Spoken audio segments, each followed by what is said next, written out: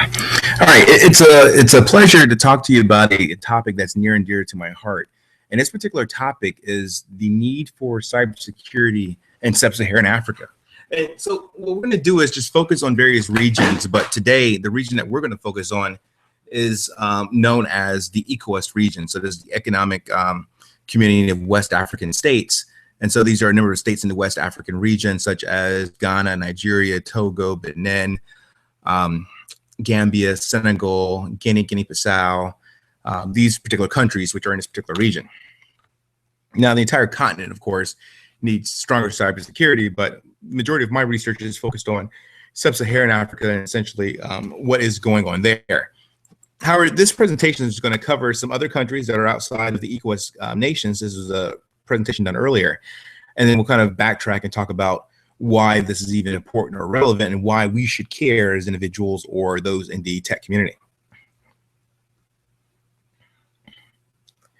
All right, so basically, as Sub-Saharan Africa continues to do more business with the Chinese and of course other outsiders, it becomes essential that they understand how the technology is built and if it's secure. Now, this is important as you think about these countries doing government work, right? Government-related work, or they have other individuals that are building the technology that they're using as part of their organization's national security.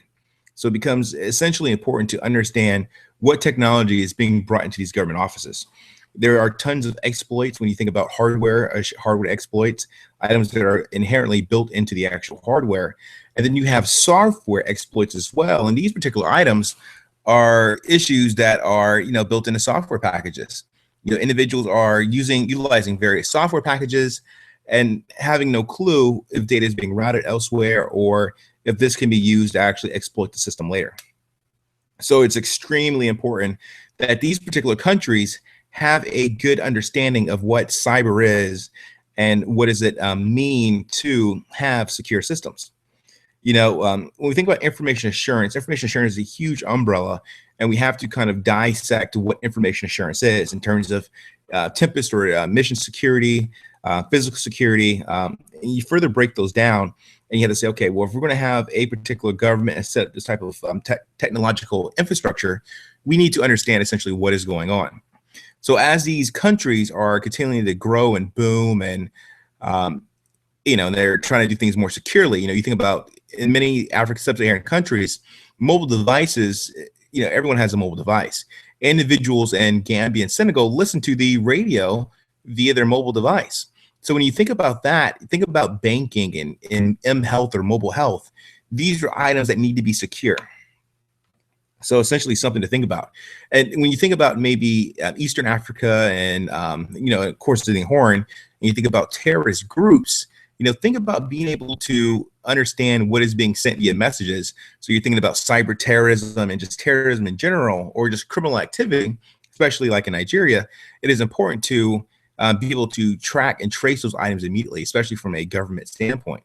Individuals are saying, hey, we're going to bomb XYZ building, or we're moving here, or you have an issue with Boko Haram in northern Nigeria. Why not be able to actually tap into that particular phone network and understand where they're actually going and what they're doing ahead of time? So rather than hearing on the news, or you say, hey, there so many young ladies were captured, or this particular item was bombed, or this individuals were killed, you will know ahead of time, essentially, at least movements. And then you can create kind of a network and kind of understand what that network is and the intricacies within that network.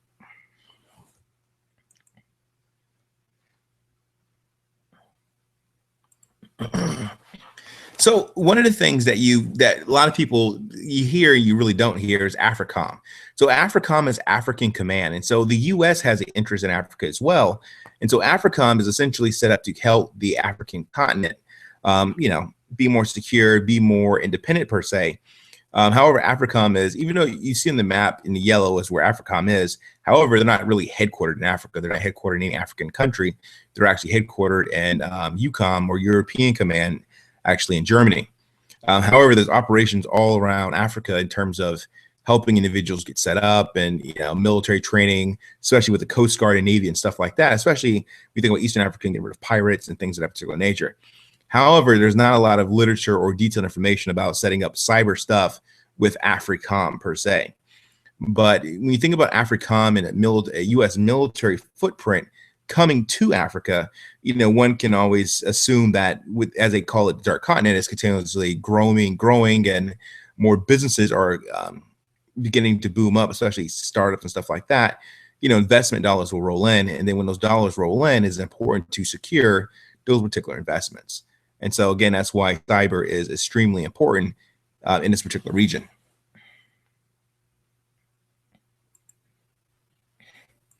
So here's kind of just a picture, well, a few pictures, kind of collage showing kind of what's going on, and some items so you understand. So basically, you have tons of Chinese entrepreneurs landing in Africa.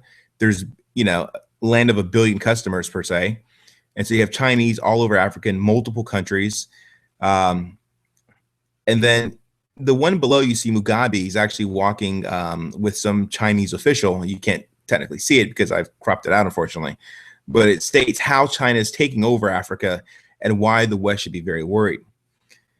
Now, you're thinking about Africa, and you look actually at Africa, the continent itself, and you think about, okay, how big it is. You look on a map, it really doesn't really depict the size of this continent, nor the natural resources or all the amount of people that actually reside here. You're talking about a continent that can fit the United States, Western Europe, China, and a few other countries like Japan and some others actually in the continent. It's a huge continent when you think about it in terms of landmass. When you think about natural resources, you think about items like coltan and stuff like that, or these blood minerals, as they say, those are all coming from the DRC, the Democratic Republic of Congo. When you think about in terms of population, we just look at we look at Nigeria, 180 million people, 420 million is predicted by the year 2050. That's a lot of people. That's a lot of potential individuals or brain power that is going to be there in that particular nation, especially when the Nigerian middle class is predicted to grow, right? That particular middle class there is predicted to grow. Now, the top right, like I said, this is an older one. And so this is Mugabe's thought, New Horizons. Mugabe has said we must turn from the West to face the East. Now, we'll talk about his relations with China as well, because he has strong relations with China. But recently, Mugabe has become the chairman of the African Union. So essentially, he's the man in charge, or he's a high-ranking official of the African Union. The African Union is pretty much the governing body for all countries, I think, except for Morocco, even though Morocco was one of the initial starters or key players in the AU. Now, when you think about the AU, now remember, the AU was actually built by Chinese investors, and I'll show you a picture of that as well. So the Chinese built the AU, building infrastructure, including technological infrastructure, which is a mistake for Africans, because when you think about any country or any group of nations letting an outsider build their technological infrastructure, that is an issue. So now they can have their own backdoors, listening devices, bugs, anything that they deem necessary, they've built. It's like building a country, state government building, say the White House. It's like, hey, Russia, come build our White House. We appreciate that. It just would not happen here in the States. And then here you see, in terms of minerals, Angola is basically China's largest oil exporter. So we think about cybersecurity and stuff like that, but there's other items at hand in terms of kind of further explaining this relationship to the East between Africa and China, looking at kind of the interdependencies between each other, and also the various connections. So here is just kind of to give you an overview. When people think Africa, they think jungles, forests, safaris, like everywhere in the world is like Kenya or something like that, or there's giraffes and stuff. Not true, people. All right. So what you see on the left is Abuja Technology Village. And so it's basically a planned city. There's a few other planned cities that are actually happening in Nigeria. There's one that's going to be built in Ghana, I think in Accra, actually. And so you think about that, and then you kind of see how the actual planned item, the Abuja Technology Village, looks like. And then in terms of actually looking at movie production, Nollywood is technically the second largest in terms of output of movies and stuff like that in the world. So it's Bollywood, which is India, Nollywood, which is Nigeria, Ghana, and other West African nations, but mainly it's West African. Um, Cinema is what it is. And then to the right, what you see is basically, you see individuals outside and they're basically mobile phones. Everyone has a mobile device. You even go out in what they call the bush in like Gambia or Senegal, the bush area, individuals are using mobile devices. So mobile technology is important, right? Mobile technology is important. Even while I was in the Gambia just a few weeks ago, my method of communication was, of course, a mobile device, but also in terms of, networks, wireless, I just got a data card. And so it's nothing for someone to have a data card, put some type of credits on there and use that to actually be on the internet everywhere they go. However, in terms of security, it really wasn't there, right? There's no real security with these wireless networks set up. If I were able to scan the actual wireless networks in the area that I stayed in, you can see that the security itself is lax. And so think about that. These are people, imagine if you're in a VIP area, very important person area, where there's maybe individuals who have served within that particular country as an ambassador or something like that. You'll notice that a lot of these areas, they don't employ stringent security measures, right? They put the basic password and maybe that's it. A number of the websites aren't secured for these government agencies. Of course, there's not much that's kept online there, but still, it's unsecure. And so that will come to a later discussion where we talk about talent and how would someone build up talent in this particular area. And so we'll talk about that and kind of ways to kind of negotiate and what should be done. And then once I finish this presentation, for the viewers that are online, we will link back up unrecorded on Google Hangouts, and we'll talk about that much more openly and talk about what can be done and kind of some of the opportunities that actually exist in West Africa.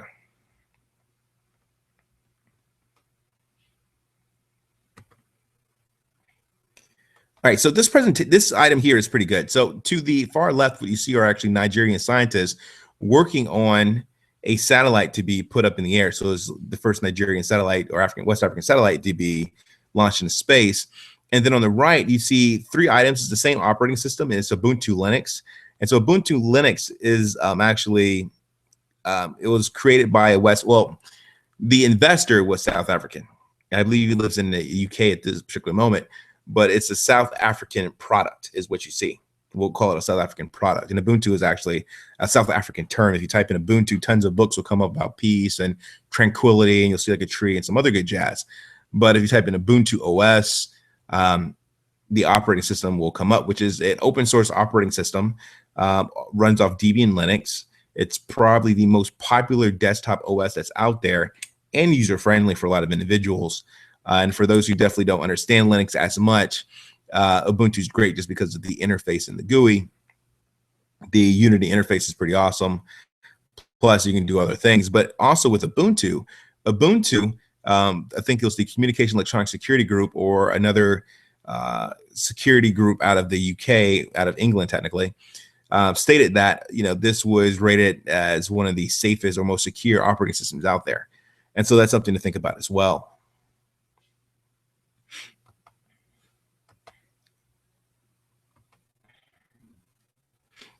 All right, so what this slide here shows, it just gives you an example of the modernization that's happening in Sub-Saharan Africa. And so some of these areas are not all ECOWAS nations. The biggest item there, that's South Africa. The one to the bottom right is East Africa, that is Nairobi.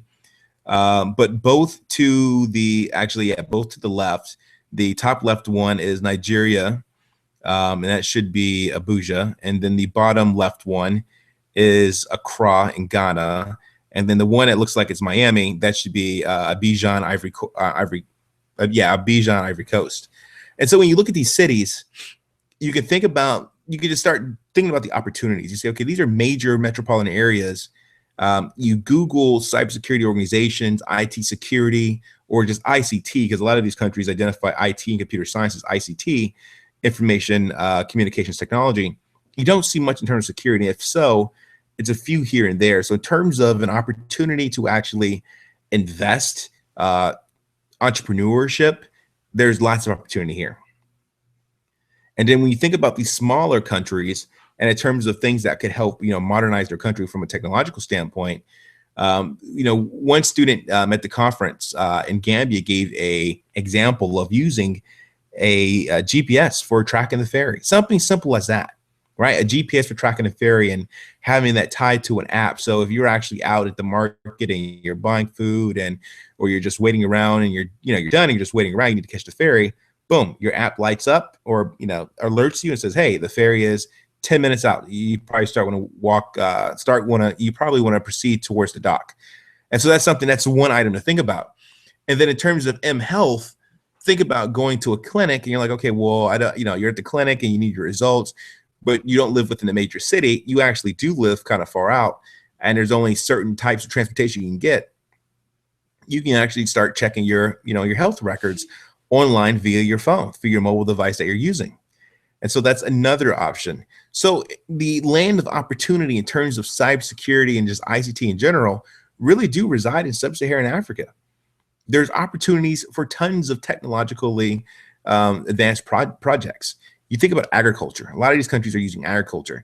As more individuals in the Gambia are actually moving towards jobs that are more service related, right? You're moving to jobs that are more service related. You can set up drones or unmanned aircraft to start surveying land and unmanned ground systems to actually start seeing if the land is moist for this, depending upon how big the payloads are. But that's something that could be set up. And then later, when you think about security, making sure no one's actually going to be able to tap in to the video feed of you actually monitoring your land, right? And a lot of these places, they have these in terms of the homes, they're worried about individuals stealing. So they build these walls, and you may see like glass or barbed wire around the homes. But what you don't see are any wireless systems or any system to really alert if an intruder's coming, along. And even the taxis, you never see any GPS in the taxi. Everyone pretty much knows the road. So imagining enabling a way to actually track your taxi drivers or to track personnel who are traveling between various cities and stuff like that. That is yet another opportunity. And then also in terms of banking. So a number of these places, especially in the Gambia, it was a little weird because I would give $400 and I would get about $17,000. And I'd be like, oh my goodness, it's a lot of money to carry around with me. And that's because a lot of individuals were not using credit cards and stuff like that. So imagine setting up a secure transaction, a method of secure transaction. So individuals could take advantage of credit cards. They could use something that's maybe loaded onto their phone and where they swipe their phone to make a payment and it's attached to their bank and it deducts immediately from their bank account. That's something as well.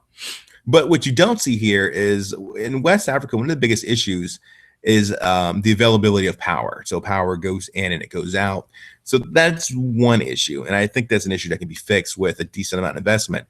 But with ICT and security, there's tons of opportunity, tons. Health, banking, education. Education is a big ordeal because not everyone can actually make it to the larger cities to go to school. And then for those that are actually working and can't make classes during the regular times, online education would be a huge ordeal in terms of actually learning and still getting training out to the masses. Imagine MOOCs for Africans, right? And so individuals were able to, do this particular MOOC for their university and then actually get some type of college credit. So it's something to think about. So this right here shows the AU. And so this shows kind of the inside of the AU. The actual outside building is fairly nice. If you just Google African Union, Addis Ababa, Ethiopia, you'll see the building. Or if you type in AU building, you'll see an amazing building. But it just shows the inside and kind of the amount of investment that was put inside this particular building. And so, like I said, it's pretty much, I think 54, 55 countries, all countries, I think, except for Morocco, are actually part of the AU. And so when you think about the building is built by another country, right? Built by another country, think about all the potential security leaks and all the data and information is being shared by all these member countries. So huge issue in that particular regards. All right, so here are just some of the items that I pulled in terms of references. And so in terms of the references, what you see is the Organization for Economic Cooperation and Development. And so I pulled a lot of information from there. And so that particular item just pull data and stats about Africa and stuff like that, or African nations, not Africa, but African nations, and things like corruption, population trends, technological advancement, investments from other countries, and all that other stuff. So the things that aren't on this presentation, one of the biggest things is lack of cybersecurity education. Now, some countries are better than others. University of Cape Town has a great computer science program where they focus on like cryptography, network security, and stuff like that. But if you just do a simple search on curriculum and stuff like that, in terms of in-depth cyber education, you're not going to see much, right? You'll see ICT, you see general computer science, general IS, but you won't see much in cybersecurity. One of the universities I'm working with is University of the Gambia.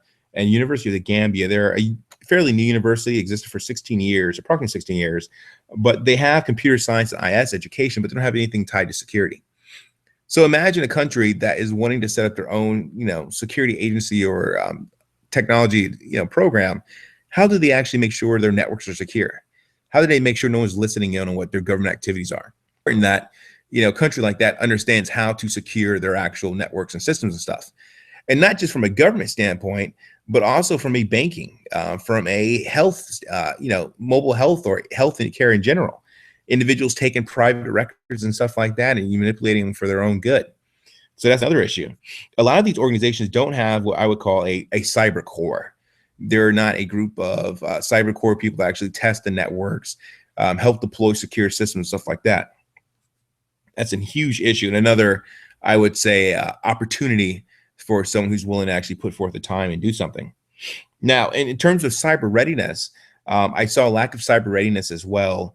And thus, one country is actually is exploring methods to actually fix that by putting out a government grant for a CERT team to build and see what's needed to actually have a CERT team for the country.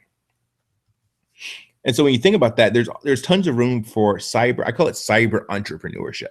So this could be entrepreneurship that deals with the cybersecurity domain in terms of education, training, building technological infrastructure and stuff like that. So I think there's a huge need for cyber entrepreneurship, and I think it would be easily welcomed.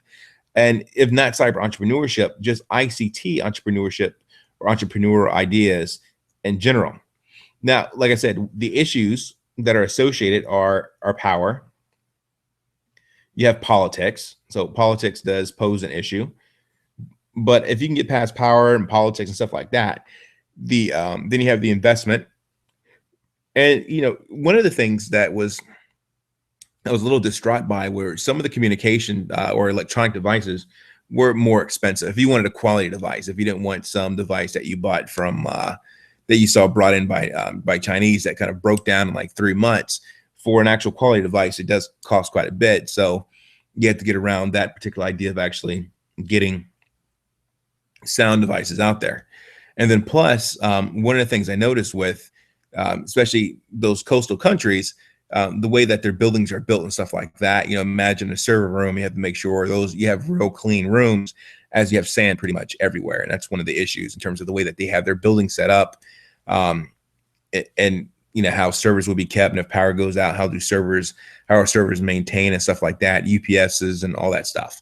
And so you have those other issues which can be worked out, which I don't think are showstoppers, but these are items that do, they pose as issues, but I would call them more of methods for opportunity. So I think there are items that can be done. And one of the cool things is, if you look at this presentation, you think about this, you can look at tons of other countries that have similar issues, especially developing nations, that cybersecurity or ICT development or entrepreneurship can be actually deployed to as well. One of the fortunate things that we have the ability, because in some countries you can't view the NIST special pubs, but we can look at the NIST special pubs as baseline documentation, and we can use that to build something of value elsewhere. So we can look at the documents and the guidelines that are available here, and we can say, okay, well, I see this process. I can take this process, recreate it a little bit, and then I can actually deploy this elsewhere, or I can consult on this particular matter. So something to think about. So what I'm going to do now is I'm going to end the presentation, and then I'm going to get on the regular Google Hangouts, and then you can ask questions and we can have further discussion on this particular topic. And I really do want to thank the viewers that are here for actually making it.